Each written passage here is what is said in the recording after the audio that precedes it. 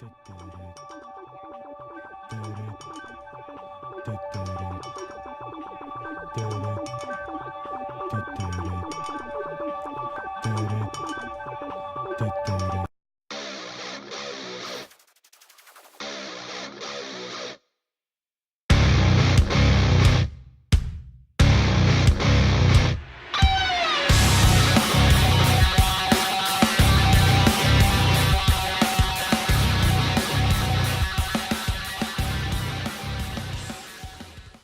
welcome everybody to another episode of the AIM Aftermath. I am Mr. Wolf, your host for this session, coming to you live from my home office here in Cuyahoga Falls, Ohio. Today we are looking at perpendicular and parallel lines. Let's get started.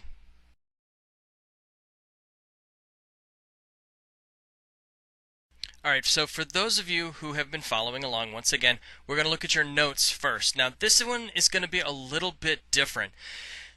There's going to be a lot of definitions using the same picture. So, if you are one for color, my suggestion is for each individual picture that gives the representation of that definition, please use a different color representing each one. I'll show you exactly what that means in just a minute, but you're going to get confused if you have the same picture for different definitions. So once again, that's my suggestion. Highlighters, colored pencils, markers, whatever.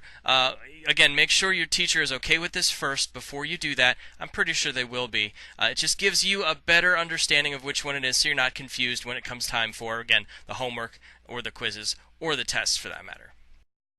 I said, are you ready? Your session objectives. 1. Define perpendicular, perpendicular bisector, parallel, and transversal. 2. Determine the length of the segments in different figures. 3.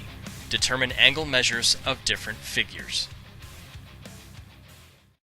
Before I go any further, I wanted to give you another hint, tip, or strategy for using these objectives. When you have these objectives given to you by your teacher at the beginning of the session or your class, I want you to, again, write them down in your notes. Now, here's the cool thing to do. At the end of the lesson, when your homework is done, when your quizzes are done, when your tests are done, go back and look at those objectives once again and see if you could answer those questions. Or check your notes to see if you have those in your notes from the objectives. That gives an idea for closure, if you will. Once you are done with the lesson, you check back to see, okay, I did this, I did this, I did this, or I know this, or I need to know this more, I don't have this, I need to go back. It just gives you some closure, gives you a little bit more of organization of your notes and, in the journey of knowing this information as you move forward. Okay, back to the notes. Perpendicular. When two intersecting lines form a 90-degree angle at the point of intersection. Note, all angles will then be 90 degrees. Why? AC and DB are perpendicular. Find the value of x. We will cover this later. Stay tuned. Perpendicular bisector. When a line or segment is perpendicular to another segment at its midpoint. The distances from endpoints to a point on the perpendicular bisector is congruent. If any point on the perpendicular bisector is connected to the endpoints of the segment, the angles formed at the endpoints are congruent. JK is the perpendicular bisector of MN, shown below. Parallel. Two or more lines that do not intersect at any point. Lines B and C are parallel, shown below with the arrows. Transversal. A line that passes through two lines at two distinct points. Line A is a transversal, labeled by the star below.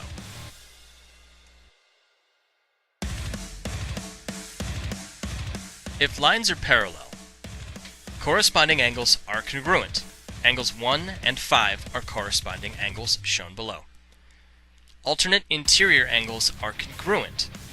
Angles 4 and 6 are alternate interior angles. Interior angles on the same side of a transversal are supplementary. Angles 4 and 5 are the same side interior angles.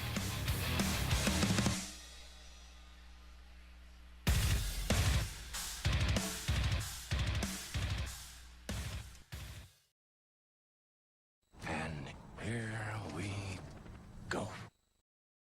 Alright, now that everything is in your notes, you have the terms, the definitions, the pictures. It's now time to try it out. Use those notes on these next slides.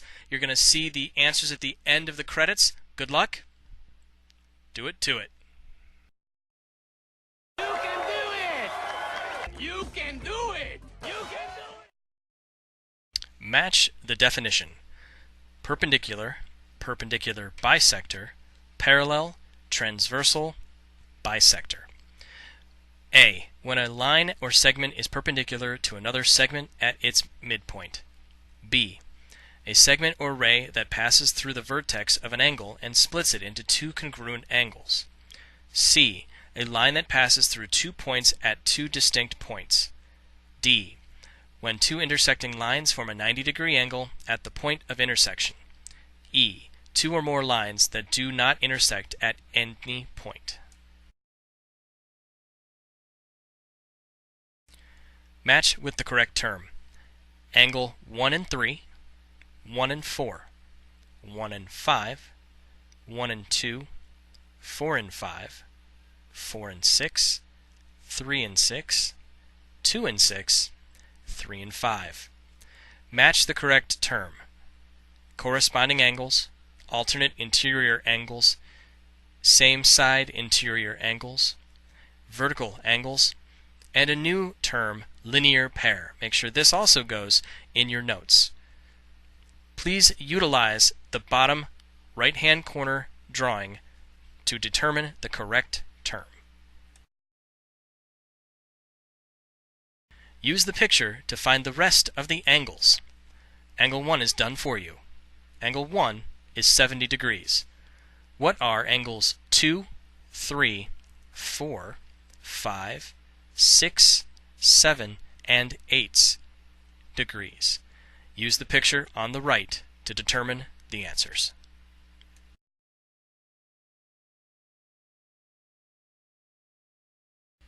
Use the picture below to answer the following questions. AF is the perpendicular bisector of DN. DN is 30, AD is 26. What is the measure of AN? Also, find the following angle measures. Angle ADF, angle CDT, angle CDA.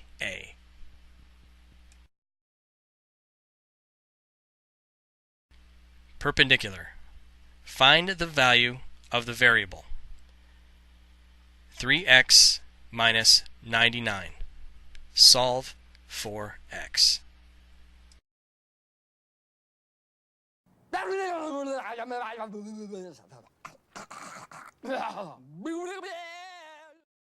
Alright, now that that is over, there's one thing we glanced over in your notes, and I want to try to touch upon that here. Let me show you the slide real quick, right here.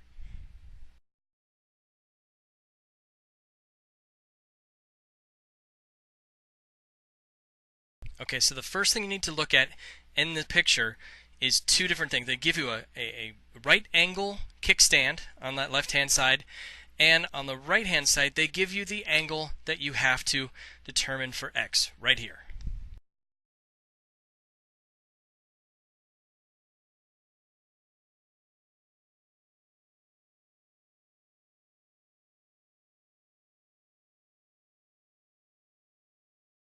Okay, so now you need your prior knowledge of 1- and 2-step equations to solve for x. So let's go and look at that equation once again. We have 4x minus 10. We have to solve for x. So the first step is to now get that number on the other side of the equation. There's no equal sign. Okay. Well, I have a way around this. The reason why there isn't, okay, so how we need to find it actually. So what you need to do is look at that picture once again, and notice that that right-angled kickstand is on that left-hand side. If we know perpendicular lines, and there's that bisect, you know that the definition says that all four sides are 90 degrees. So, in that case, this is then what your equation will be. It'll equal 90. So now we can determine what x is. So that's our step right there. 4x minus 10 equals 90. That's our first step. Okay, the second step is to locate and get rid of that 10 on both sides by doing the opposite. Okay, add 10 to both sides, canceling out the 10 on the left, making it just 4x, and having 90 add 10 on the right, where then it will give you this. 4x equals 100. And then the next step is we got to get that x by itself still, so we have to have that 4x, and we got to do the opposite. The 4x is multiply. So what's the opposite of multiply? Divide. So we divide 4 to both sides, looking like this step. Once that is done, it cancels each other out on the left, giving us just x. And all you need to do then is divide 100 by 4, and we get 25.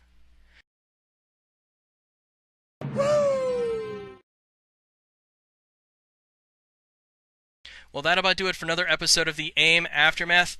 Thank you so very much for making me a part of your day. If you liked this video, give it a thumbs up, subscribe to my channel, leave a comment below if you'd like, if this session worked out for you, or if it didn't, that's fine too. Let me know. Also, if you have a suggestion for any future episodes, please go ahead and leave that on there as well. If you want to have it as a private message, you could email me at any time at theaimaftermath@gmail.com. It has changed. It is now theaimaftermath@gmail.com. If you want to leave me a tweet, I have a Twitter account as well for @AimAftermath. Leave me some math questions there as well. But guys, thank you so very much. A big shout out to Lacey and to Cheyenne, big fans of the show. Keep watching, and I'll keep making them. Until then, may the math be with you always. Bye-bye.